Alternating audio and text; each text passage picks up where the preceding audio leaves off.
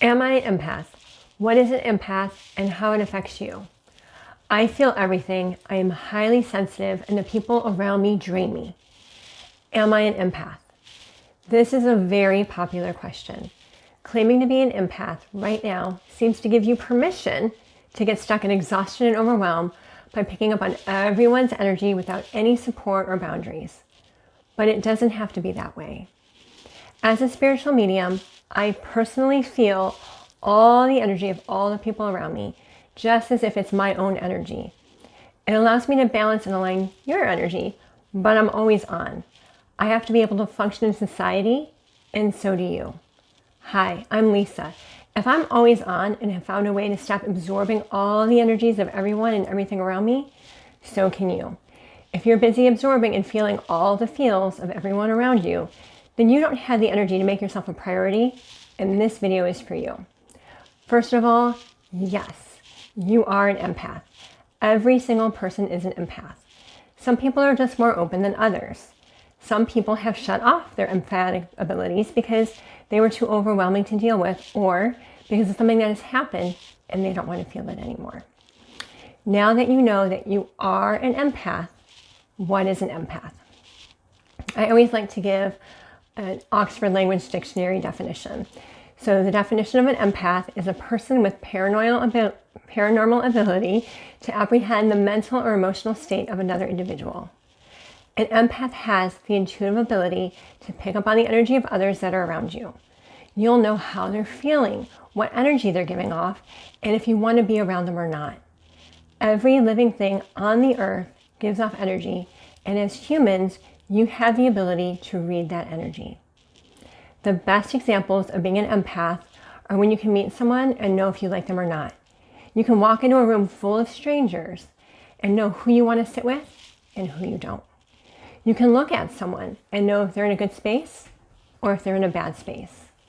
You are an energetic being reading the energy around you. But just because you can read it doesn't mean you have to take it on. You can just read it.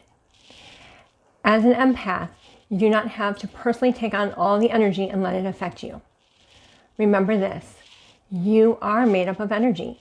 And because you are made up of energy, you are able to read the energy of every living thing and the energy every living thing has given off.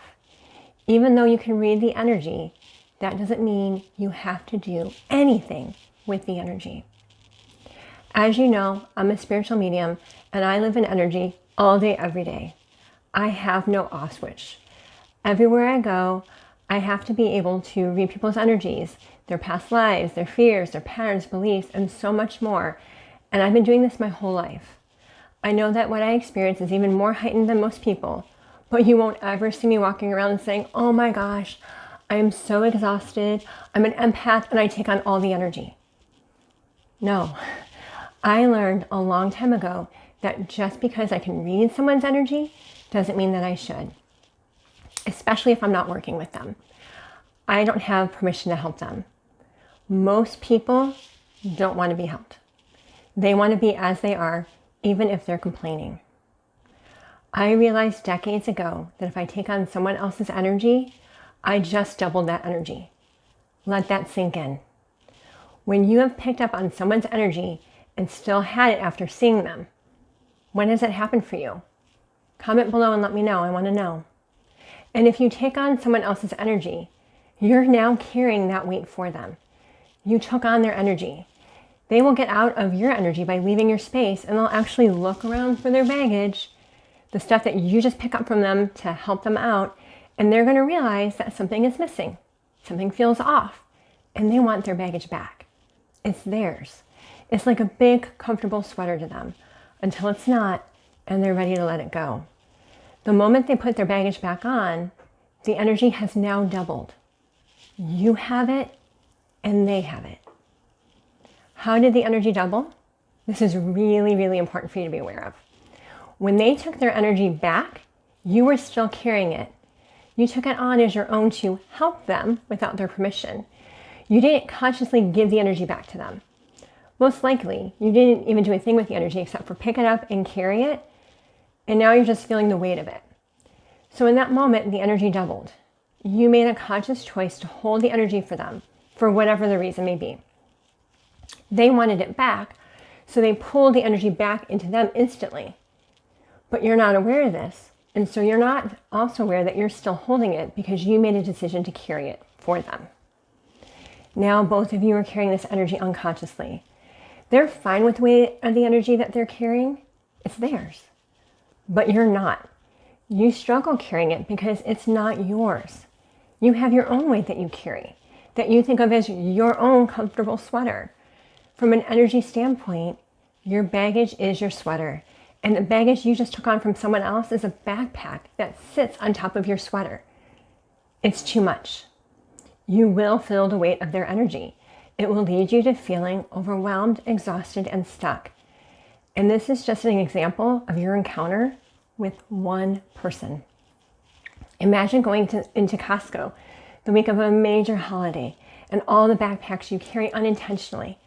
Or think about the energy you'd pick up after a day at an amusement park or at a crowded venue. It's too much. You cannot keep picking up other people's baggage.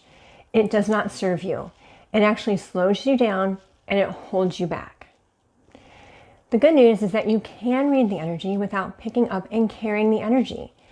You can notice that they feel off, sad, or that they're even struggling. Most people are struggling, and that's okay.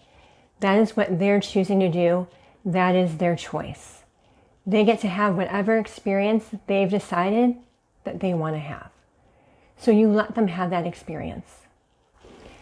Being an empath does not mean you have to be exhausted. It means that you have to be consciously aware of the energy that you're allowing into your energy space. You have to be picky. You just can't allow any energy into your space. And if you do, you have to know how to not let it affect you. Being an empath is not new. What is new is talking about energy and that you can pick up on and read someone else's energy. Yes, you are an empath. You have the ability to sense energy. We all do. What's important is, are you picking up on everyone's energy just because you can? When you do this, you want to ask yourself, why are you allowing your energy to get entangled and pulled down with the energy around you? Remember, this does not support you or help them. It actually hurts you. So start paying attention to what you're allowing into your energy space. Don't forget to like this video, subscribe, and hit that notification bell so you know when each of my new videos drops. I cannot tell you how many people come up to me telling me that they're exhausted and overwhelmed from someone else's energy. But what this tells me is that you need boundaries around how you're using your energy. Here are some good boundaries for you going forward. 1, you can read others' energy and not do anything with it. It isn't yours to handle anyhow. 2, if someone doesn't ask you for help, they probably don't want help. And that's fine. Respect that they don't need help, and you can let them be in their experience as they would like to be. It's their life. 3, do not carry other people's energy. It doesn't help them, and it hurts you. It doubles the energy, and you don't want to double negative energy anymore. Focus on other people's energy is a distraction for you. It keeps you from having the time and energy to do the things you really want to do. So how do you know if you are taking on someone else's energy? The key is to catch it in the moment, to feel yourself feeling their energy. It will lower your energy vibration. It's like using any of your devices. When you start to drain the device, the energy will lower. The same is true for you.